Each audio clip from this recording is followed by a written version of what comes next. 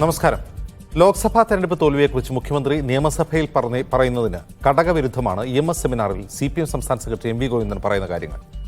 സർക്കാരിനെ തിരുത്താൻ, പാർട്ടി വോട്ടുകൾക്ക് തടകെട്ടാൻ പാർട്ടി സെക്രട്ടറിക്ക് കഴിയും. സ്വാഗതം സ്പെഷ്യൽ എഡിഷനിലേക്ക്. നമ്മുടെ അതിഥികളായി CPM വക്താവ് KT കുഞ്ഞിക്കണ്ണൻ, കോൺഗ്രസ് വക്താവ് അഡ്വക്കേറ്റ് അനിൽ ബോസ്, മാധ്യമപ്രവർത്തകൻ K ഷാജി എന്നിവർ. ആദ്യം KT കുഞ്ഞിക്കണ്ണനിലേക്ക്. KT കുഞ്ഞിക്കണ്ണൻ, ഈ ലോക്സഭാ തോൽവിയെ തുടർന്ന് സമൂഹത്തിൻ്റെ വിവിധ ഭാഗങ്ങളിൽ നിന്ന് CPM പ്രവർത്തകരിൽ നിന്നുൾപ്പെടെ ഉയർന്നിട്ടുള്ള വിമർശനങ്ങൾ, വിലയിരുത്തലുകൾ, അതിനെ ഏറെക്കുറെ ശരിവെക്കുന്നതാണ് ഈ പാർട്ടി സെക്രട്ടറി MV ഗോവിന്ദൻ്റെ പ്രതികരണം. എന്നാൽ മുഖ്യമന്ത്രി നിയമസഭയിൽ പറയുന്ന മറ്റൊരു കാര്യമാണ്, പാർട്ടിക്ക് അങ്ങനെ വലിയ നഷ്ടമൊന്നും ഉണ്ടായിട്ടില്ല, കണക്കുകളൊക്കെ വെച്ച് പറയുന്നു, ഞങ്ങൾക്ക് ഇത്ര വോട്ടേ കുറഞ്ഞിട്ടുള്ളൂ, UDF-നാണ് വോട്ട് കുറഞ്ഞത് എന്നൊക്കെ പറഞ്ഞ് അദ്ദേഹം അതൊരു തിരിച്ചടിയല്ല എന്ന് സമർത്ഥിക്കുകയാണ്. രാജി ആവശ്യപ്പെട്ട ആരും ഇങ്ങോട്ട് വരണ്ട എന്നുകൂടി അദ്ദേഹം പറയുന്നുണ്ട്. അപ്പോൾ ഇത് യഥാർത്ഥത്തിൽ ഇന്ന് ഗോവിന്ദ മാസ്റ്റർ നടത്തിയ പ്രതികരണം മുഖ്യമന്ത്രിയെ തിരുത്തുന്നതാണ്. അജിംസ, ഈ ചർച്ചയിൽ എനിക്ക് ആദ്യമേ പറയാനുള്ളത്, മുഖ്യമന്ത്രിയുടെ നിലപാടും പാർട്ടി സംസ്ഥാന സർക്കാരിന്റെ നിലപാടും തമ്മിൽ ഒരു വൈരുദ്ധ്യവുമില്ല. CPM PBയും CPM-ന്റെ സംസ്ഥാന സെക്രട്ടേറിയറ്റും തെരഞ്ഞെടുപ്പ് ഫലം വന്ന ഉടനെ ഇറക്കിയ പ്രസ്താവന അജിംസ് ശ്രദ്ധിച്ചിട്ടുണ്ടാവുമല്ലോ, വായിച്ചിട്ടുണ്ടാവുമല്ലോ.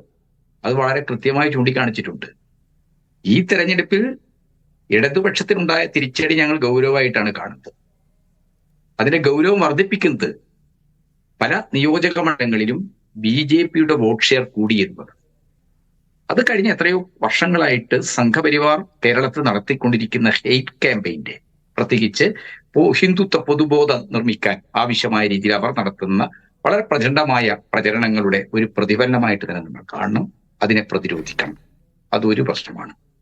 ഈ ഹെയ്റ്റ് ക്യാമ്പയിൻ BJP-ക്ക് ഈ രീതിയിൽ കേരളത്തിൽ നടത്തിക്കൊണ്ടുപോകാൻ എല്ലാ ഘട്ടങ്ങളിലും രഹസ്യവും പരസ്യവുമായ പിന്തുണ മുഖ്യ പ്രതിപക്ഷ പാർട്ടിയായ കേരളത്തിലെ കോൺഗ്രസ്സുകാരുടെ ഭാഗത്തുനിന്നുണ്ടായിട്ടുണ്ട്. കാരണം ഹിന്ദുത്വത്തിനെതിരായിട്ട് പ്രത്യയശാസ്ത്ര ദൃഢതയോടുകൂടി ഒരു നിലപാട് സ്വീകരിക്കാൻ ഒരിക്കലും കോൺഗ്രസ് തയ്യാറായിട്ടില്ല. മറ്റു പ്രശ്നങ്ങൾ CPM-നെ സംബന്ധിച്ചിടത്തോളം ഈ ഒരു പൊതുവിഷയത്തെ ആത്മവിമർശനപരമായി തന്നെ നോക്കിക്കാണണം. UDF-കാരുടെ വോട്ട് മാത്രമല്ല BJP-ക്ക് പോയത്, LDF-ന്റെ വോട്ട് ഷിഫ്റ്റ് ചെയ്യപ്പെട്ടിട്ടുണ്ട്. അത് ഓരോ ബൂത്തിലും നമ്മളത് പരിശോധിക്കുന്ന കാര്യമാണ്. ആ അർത്ഥത്തിൽ എന്തുകൊണ്ട് ഇത് സംഭവിച്ചു? ഹിന്ദുത്വത്തിന്റെ പൊതുബോധ നിർമ്മിതി മുന്നോട്ട് പോകുമ്പോൾ എന്തുകൊണ്ടാണ് ഇടതുപക്ഷത്തിന്റെയും UDF-ന്റെയും ഒക്കെ അണികളിൽ നിന്ന് അവർക്ക് വോട്ട് കിട്ടുന്നത്? അത് ഗൗരവമാണ്. ഇടതുപക്ഷത്തെ സംബന്ധിച്ചിടത്തോളം, CPM-നെ സംബന്ധിച്ചിടത്തോളം അത് ആത്മവിമർശനപരമായി തന്നെ പരിശോധിക്കേണ്ട പ്രശ്നമാണ്. എന്തെല്ലാം ഘടകങ്ങളാണ് ഇതിന് കാരണമായത് ഈ തിരിച്ചടിക്ക്? അതിൽ സർക്കാരിന്റെ പ്രവർത്തനങ്ങളുണ്ടോ? അതിൽ ജനങ്ങൾക്ക് അതൃപ്തിയുണ്ടോ? സർക്കാർ പല കാര്യങ്ങളിലും എടുത്ത മുൻഗണനകൾ വേണ്ടത്ര ശരിയായിരുന്നു? ഈ കാര്യങ്ങളെല്ലാം പരിശോധിക്കണം. ഒരു ലോക്സഭാ തെരഞ്ഞെടുപ്പ് കഴിഞ്ഞ് കേരളം പോലുള്ള ഒരു സമൂഹത്തിൽ ഇടതുപക്ഷത്തിനുള്ള ഒരു മുൻകൈയെ അതിനെ ബാധിക്കുന്ന തരത്തിൽ ഒരു ജനവിധി ഉണ്ടായിക്കഴിഞ്ഞാൽ ആ ജനവിധിക്ക് കാരണമായ പൊതുവായ എല്ലാ കാര്യങ്ങളും പരിശോധിക്കണം.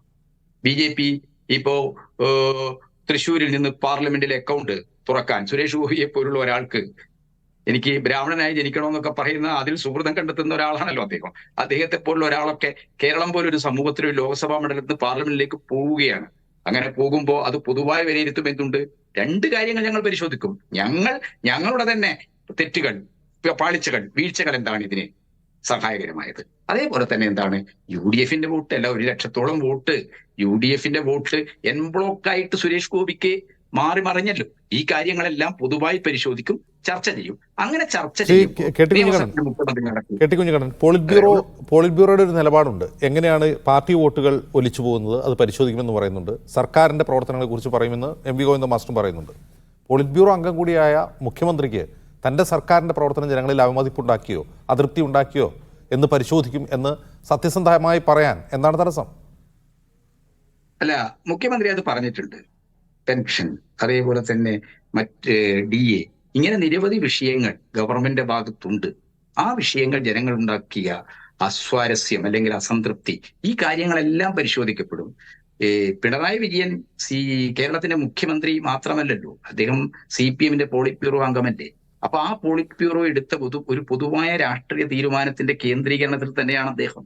ആ കേന്ദ്രീകരണത്തിൽ നിന്നുകൊണ്ട് അദ്ദേഹം ഉൾപ്പെടെയുള്ള പാർട്ടി നേതൃത്വമാണ് തങ്ങൾക്ക് സംഭവിച്ച അല്ലെങ്കിൽ ജനങ്ങൾ തങ്ങളുടെ വോട്ട് ബാങ്കുകളിൽ കുറവ് വരുന്നതിന് കാരണമായ എന്തൊക്കെ വിഷയങ്ങൾ, എന്തൊക്കെ അതൃപ്തിയാണ്, എന്തൊക്കെ രീതിയിലുള്ള വൈകാരികമായ അകൽച്ചയാണ് ഉണ്ടായത്, അത് എല്ലാ ഘടകങ്ങളും ഇപ്പം ഗോവിന്ദൻ മാസ്റ്റർ വളരെ കൃത്യമായി തന്നെ പറഞ്ഞല്ലോ. ഭരണ തുടർച്ചയുണ്ടാകുമ്പോൾ, ഞങ്ങൾ നേരത്തെ തന്നെ പറഞ്ഞാണ്, ഭരണ തുടർച്ചയുണ്ടാകുമ്പോൾ ഒരു കമ്മ്യൂണിസ്റ്റ് പാർട്ടിക്ക് അനഭിമതമായ ഒരുപാട് പ്രവണതകൾ പ്രസ്ഥാനത്തിലേക്ക് വരാം. അത്തരം പ്രവണതകൾ വളരെ പ്രധാനമായിട്ട് ഞങ്ങൾ കാണുന്നുണ്ട്. കാരണം തുടർച്ചയായി ഭരണമുണ്ടാവുക, പ്രധാനമായിട്ടുള്ള സ്ട്രഗിളിന്റെ വർഗസമരത്തിന്റെ മണ്ഡലത്തിൽ പ്രധാനമായിട്ട് ഇടപെടാതിരിക്കുക, അപ്പൊ സ്വാഭാവികമായി സംഭവിക്കാനുള്ള പലതരത്തിലുള്ള ബൂർഷ അപജയങ്ങളുണ്ട്. ആ ബൂർഷ അപജയങ്ങൾ ഏതൊക്കെ അളവിലാണ് പാർട്ടിയെ ബാധിച്ചിരിക്കുന്നത് അത് കൃത്യമായി കണ്ടെത്തി തിരുത്താനുള്ള കർശനമായ അങ്ങനെയുള്ള ഒരു റെക്ടിഫിക്കേഷൻ ഇതിലൂടെ പാർട്ടി കടന്നുപോകുമെന്നാണ് ഗോവിന്ദൻ മാസ്റ്റർ വ്യക്തമാക്കിയത്. അങ്ങനെ കടന്നുപോയാൽ മാത്രമേ ഞങ്ങൾക്ക് ഇടതുപക്ഷമായി നിൽക്കാൻ പറ്റൂ.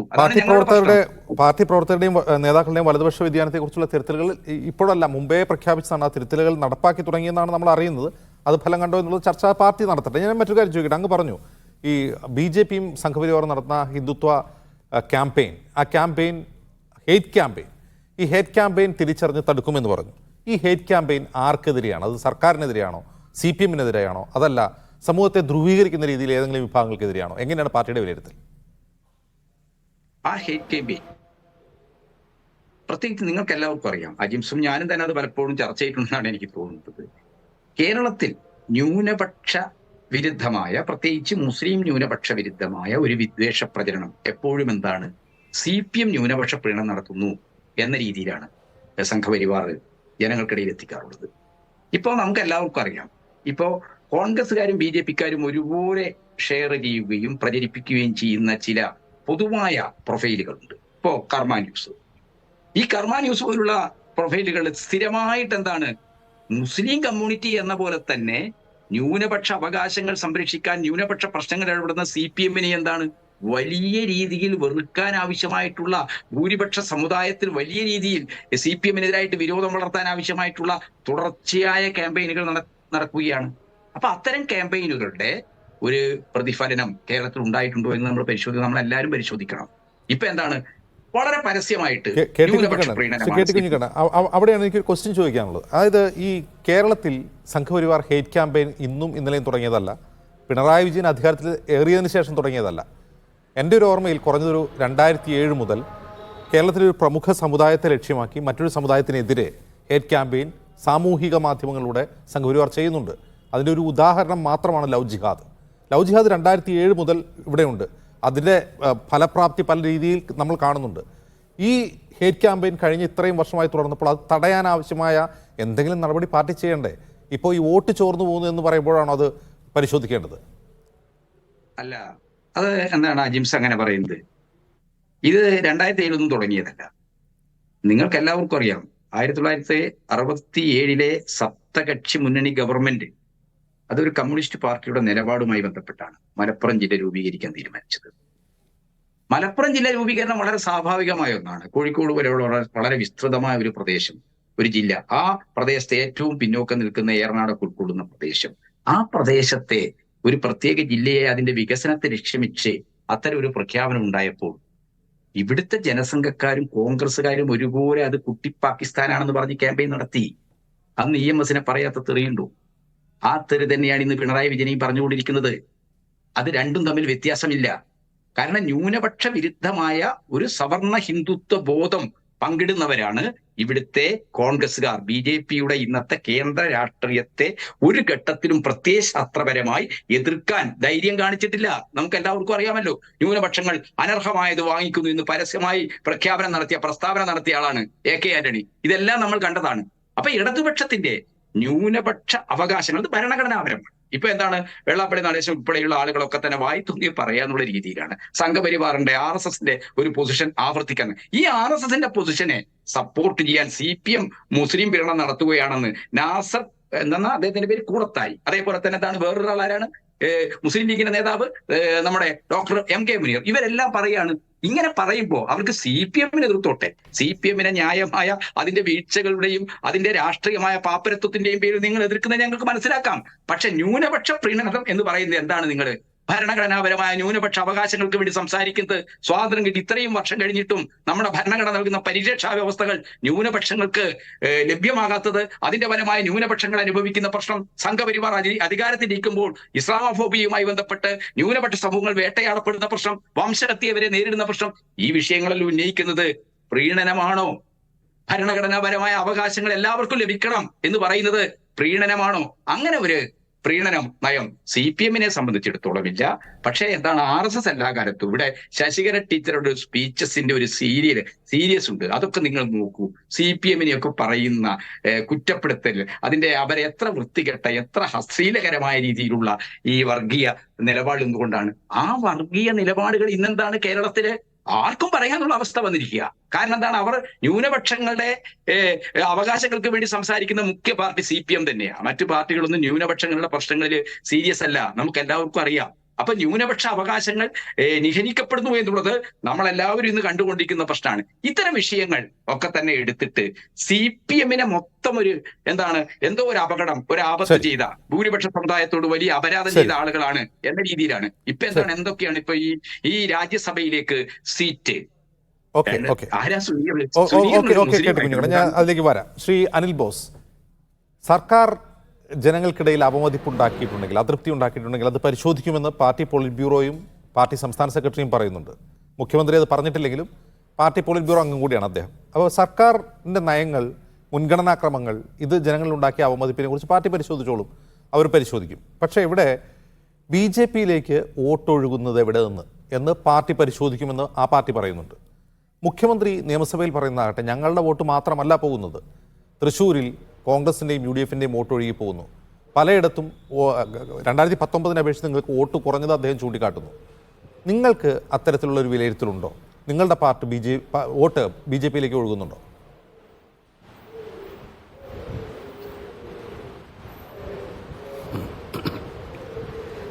കേരളത്തിൽ മാത്രമുള്ള സാഹചര്യം നമ്മൾ പരിശോധിച്ചാൽ 20 പാർലമെൻറ്റ് മണ്ഡലങ്ങളിലേക്കാണ് തെരഞ്ഞെടുപ്പ് നടന്നത്. 18 സ്ഥലത്തും ഞങ്ങൾ വിജയിച്ചു. വിജയിക്കുക മാത്രമല്ല, 1 ലക്ഷത്തിനും 2 ലക്ഷത്തിനും മുകളിൽ 3 ലക്ഷത്തിനും മുകളിൽ ഭൂരിപക്ഷത്തോടു കൂടി ഞങ്ങൾ വിജയിച്ചു. അവിടെ ഞങ്ങളുടെ വോട്ട് ജയിക്കുമ്പോൾ ഏതെങ്കിലും ഒരു മണ്ഡലത്തിൽ കുറഞ്ഞുവെങ്കിൽ അത് ഞങ്ങൾ പരിശോധിക്കും. ജയിച്ച സ്ഥലത്ത് തന്നെ സംഘടനാപരമായി ഞങ്ങൾക്കിപ്പോൾ 3 ലക്ഷം കിട്ടിയ മണ്ഡലത്തിലും ഒരു പഞ്ചായത്തിൽ പോരായ്മ ഉണ്ടെങ്കിൽ ഞങ്ങൾ പരിശോധിക്കും. ഇതിനകത്തൊന്നും ഒരു തർക്കവും വേണ്ട. അത് സംഘടനാ രീതിയാണ്. UDF പരിശോധിക്കും, കോൺഗ്രസ് പരിശോധിക്കും. അതിലെന്താ തർക്കം? പിന്നെ നിലവിൽ തൃശ്ശൂർ ജയിച്ചതുമായി ബന്ധപ്പെട്ട് ഞാൻ കഴിഞ്ഞ തെരഞ്ഞെടുപ്പിൽ ആലപ്പുഴ പാർലമെൻറ്റ് മണ്ഡലത്തിൽ, ഞാനിപ്പോൾ ആലപ്പുഴയിൽ നിന്നാണല്ലോ ചർച്ചയിൽ പങ്കെടുക്കുന്നത്, ആലപ്പുഴ പാർലമെൻറ്റ് മണ്ഡലത്തിൽ CPM-ന് കിട്ടിയ 1,05,000 വോട്ട് എങ്ങോട്ട് പോയി? പരിശോധിക്കണ്ടേ? എന്താ ഇവർ പറയാത്തത്?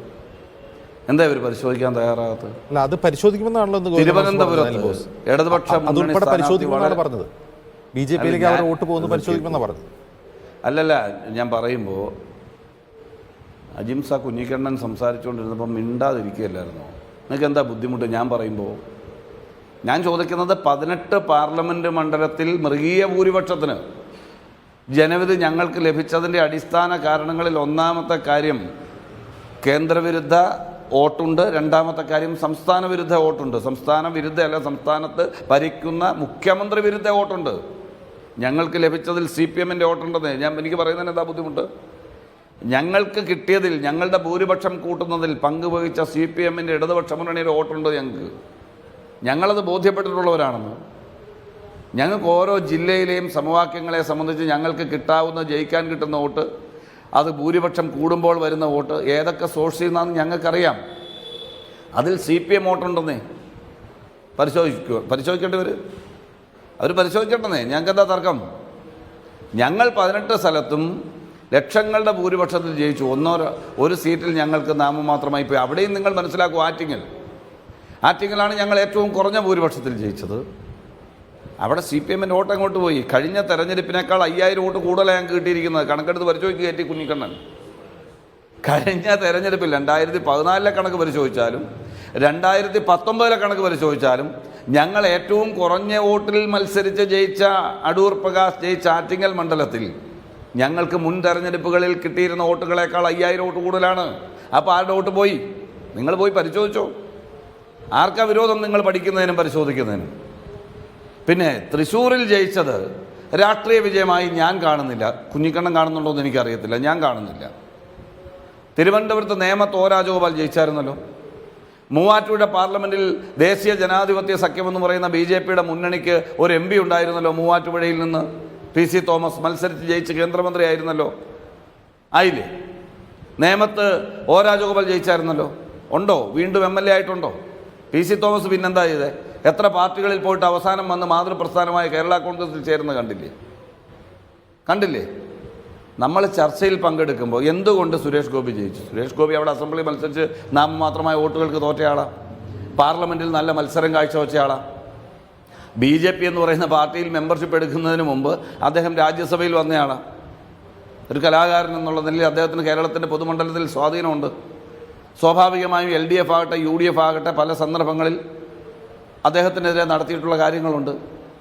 ഈ ചാനലുമായി ബന്ധപ്പെട്ട് ഉയർന്ന വലിയൊരു വിവാദമുണ്ട്. അതിലൊക്കെ പൊതുസമൂഹത്തിൻ്റെ ചിന്ത സുരേഷ് ഗോപിക്ക് അനുകൂലമായിട്ട് മാറിയിട്ടുണ്ട്. അത്തരം ചിന്തകൾ സുരേഷ് ഗോപിക്ക് ഒരു സെൻറ്റിമെൻറ്റ്സ്, ഇമോഷൻസ്, ആ ഇമോഷൻസിൻ്റെ അടിസ്ഥാനത്തിൽ വോട്ട് കിട്ടി ജയിച്ചത് അവരുടെ രാഷ്ട്രീയ വിജയമാണെന്ന് ഞാൻ കാണുന്നില്ല. ഞങ്ങൾക്ക് അവിടെ വോട്ട് പോയിട്ടുണ്ടെങ്കിൽ ഞങ്ങൾ പരിശോധിക്കണം. പക്ഷേ ഞങ്ങളുടെ പ്രാഥമിക പരിശോധനയിൽ 22,800 വോട്ട് ഞങ്ങൾക്ക് കുറഞ്ഞെന്ന് പറയുമ്പോൾ ഇടതുപക്ഷ മുന്നണിയുടെ 70,000-ഓളം വോട്ടുകൾ കുറഞ്ഞിട്ടുണ്ട്. അപ്പോൾ സുരേഷ് ഗോപിയെ ജയിപ്പിച്ച് ഞങ്ങളാണെന്നാണ് പറയുന്നത്. രണ്ട് പാർട്ടികളും മുന്നണികളും പരിശോധിക്കേണ്ട കാര്യമാണ് എന്ന് പറയുമ്പോൾ തന്നെ സുരേഷ് ഗോപിയുടെ വിജയം സംഘടനാ വിജയമാണെന്ന് സുരേഷ് ഗോപി പോലും പറയുന്നില്ല. സുരേഷ് ഗോപി പറഞ്ഞ എന്താ? ഇത് NDAയുടെ വിജയമാണെന്ന് പറഞ്ഞോ? BJPയുടെ വിജയമാണെന്ന് പറഞ്ഞോ? അദ്ദേഹം പറഞ്ഞത് ഞാൻ ജയിച്ചു, തൃശ്ശൂരിലെ ജനങ്ങൾക്ക് നന്ദി പറയുന്നു, ഇന്ദിരാഗാന്ധിക്ക് നന്ദി, K കരുണാകരന് നന്ദി, നായനാർക്ക് നന്ദി, ലൂർദ് മാതാവിന് നന്ദി, ഗുരുവായൂരപ്പന് നന്ദി.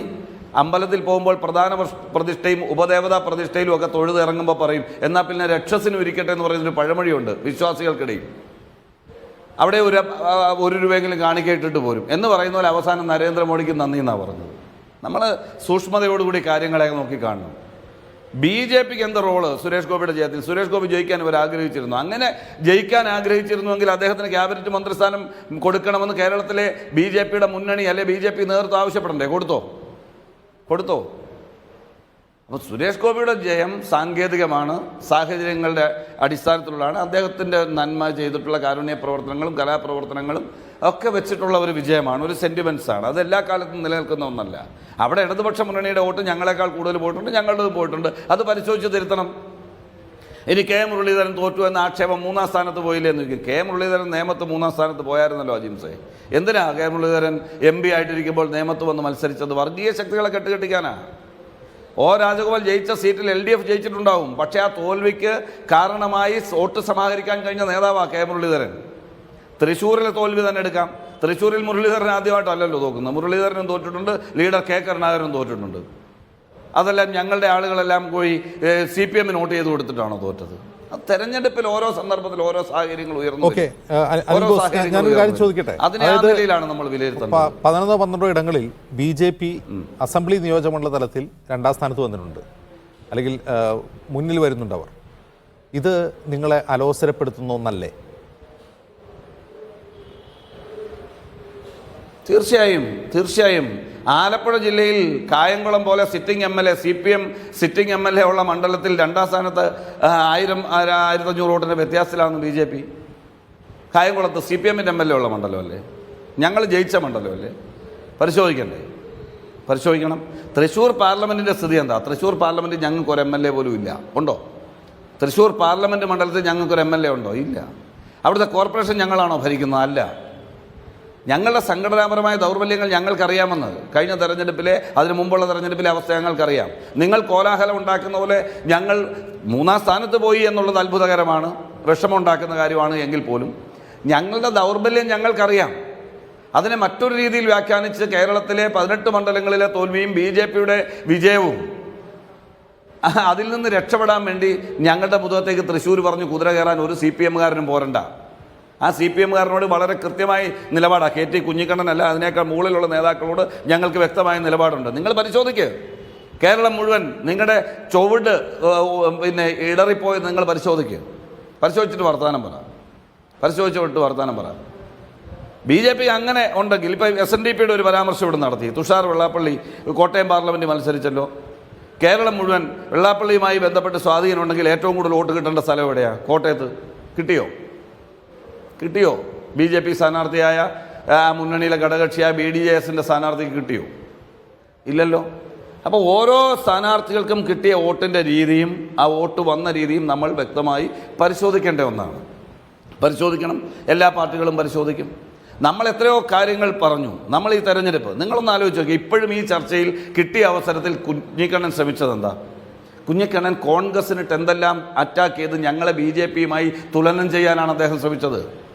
രാജസ്ഥാനിൽ 30,000 വോട്ട് കഷ്ടിച്ച് മാത്രം കഴിഞ്ഞ തെരഞ്ഞെടുപ്പിൽ കിട്ടിയ സീക്കാർ മണ്ഡലത്തിലെ അബ്രഹാം ഓറിനെ, ഇവരുടെ പാർട്ടി സെക്രട്ടറിയെ, ഞങ്ങൾക്ക് 4 ലക്ഷം വോട്ടുള്ളിടത്ത് ഞങ്ങൾ മത്സരിക്കാതെ മാറി നിന്ന് സീറ്റ് കൊടുത്തത് കൊണ്ടാണ് മിസ്റ്റർ കുഞ്ഞിക്കണ്ണൻ നിങ്ങൾക്ക് ഈനാമ്പേച്ചിയുടെയും മരപ്പട്ടിയുടെയും കൂടെ പോകാണ്ടാത്ത സ്ഥിതി ഉണ്ടായത്. കോയമ്പത്തൂരിൽ നിങ്ങൾ മത്സരിച്ച് MP ആയിരുന്ന സ്ഥലത്ത് നിന്ന് 5 ലക്ഷം വോട്ടിന് DMK ജയിക്കുന്ന സീറ്റാണ് നിങ്ങൾക്ക് തന്നത്.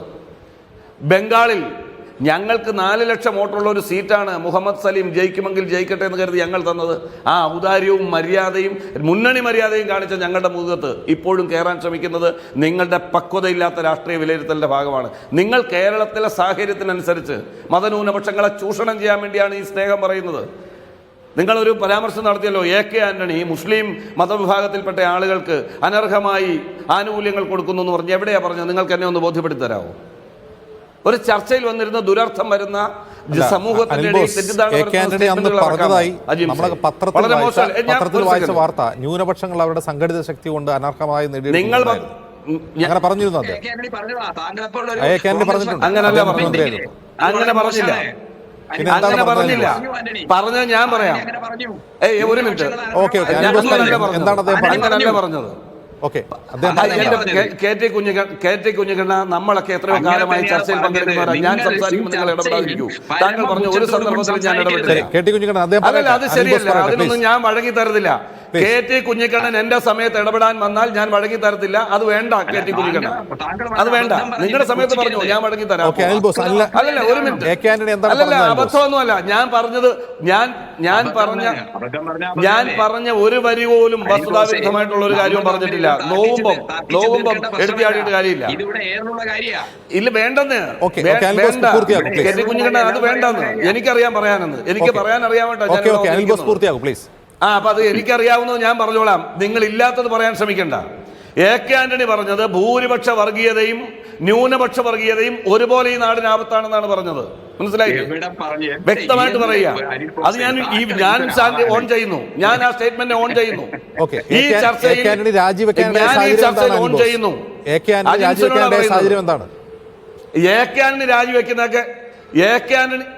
ആന്റണി രാജിവെക്കാനുണ്ടായ സാഹചര്യം പാർലമെന്റ് തെരഞ്ഞെടുപ്പിൽ ഉണ്ടായ തിരിച്ചടികളുടെ അടിസ്ഥാനത്തിൽ തന്നെയാണ്. ഞാൻ പറഞ്ഞുതരാം. AK ആന്റണി രാജിവെക്കേണ്ട ഒരു സംഘടനാ പ്രശ്നം ഉണ്ടായിരുന്നില്ല. ശ്രീമതി സോണിയാഗാന്ധി UPയുടെ ചെയർപേഴ്സൺ, കോൺഗ്രസ് പ്രസിഡന്റ്, കൊല്ലത്ത് വന്ന് ശ്രീനാരായണ ഗുരുദേവനുമായി ബന്ധപ്പെട്ട് സംഘടിപ്പിച്ച വലിയൊരു പരിപാടി ഉദ്ഘാടനം ചെയ്യാമെന്നു. ആ ഉദ്ഘാടനത്തിൽ അധ്യക്ഷത വഹിച്ചുകൊണ്ട് കേരളത്തിന്റെ മുഖ്യമന്ത്രിയായിരുന്ന ആളാണ് ശ്രീ AK ആന്റണി. എയർപോർട്ടിൽ കൊണ്ട് യാത്രയാക്കുമ്പോൾ പോലും ആരും അറിഞ്ഞിരുന്നില്ല AK ആന്റണി രാജിവെച്ചു എന്ന്. കേരളത്തിലെ കോൺഗ്രസ് അറിഞ്ഞില്ല, UDF അറിഞ്ഞില്ല, മന്ത്രിസഭ അറിഞ്ഞില്ല. അദ്ദേഹം സ്വകാര്യമായി പറഞ്ഞു പരാജയത്തിന്റെ ഉത്തരവാദിത്വം ഏറ്റെടുത്തുകൊണ്ട് രാജിവെക്കുന്നു എന്ന് പറഞ്ഞുകൊണ്ട് ഒരു കത്ത് കൈമാറി. ഡൽഹിയിൽ ചെന്നതിന് ശേഷമാണ് ഈ വാർത്ത പുറത്തു വരുന്നത്. ഒരു മാധ്യമങ്ങളും അറിഞ്ഞില്ല, ഒരു പാർട്ടിക്കാരും അറിഞ്ഞില്ല. മനസ്സിലായില്ലേ? ആ ധാർമ്മികത ഉള്ളവർക്കേ അത് പറ്റുള്ളൂ. അദ്ദേഹം കേന്ദ്രമന്ത്രി ആയിരുന്നല്ലോ. പഞ്ചസാര കുംഭകോണം ഉയർന്നു വന്നു. ആക്ഷേപം വന്നപ്പോൾ അദ്ദേഹം എന്താ ചെയ്തേ? ആക്ഷേപം വന്നപ്പോൾ രാജിവെച്ചില്ലേ? ധാർമ്മികത ഉയർത്തിപ്പിടിച്ചല്ലേ അദ്ദേഹം രാജിവെച്ചത്? അല്ലേ? അദ്ദേഹത്തിന് ഡിഫൻസിൽ ആരോപണം ഉന്നയിച്ചല്ലോ BJP, അരുൺ ജെയ്റ്റ്ലി അടക്കമുള്ള ആളുകൾ. ഇന്ത്യൻ പാർലമെന്റിൽ AK ആന്റണിക്കെതിരെ ഉന്നയിച്ച ആരോപണം തിരിഞ്ഞോടിയില്ലേ BJP? AK ആന്റണിയുടെ മഹത്വവും AK ആന്റണി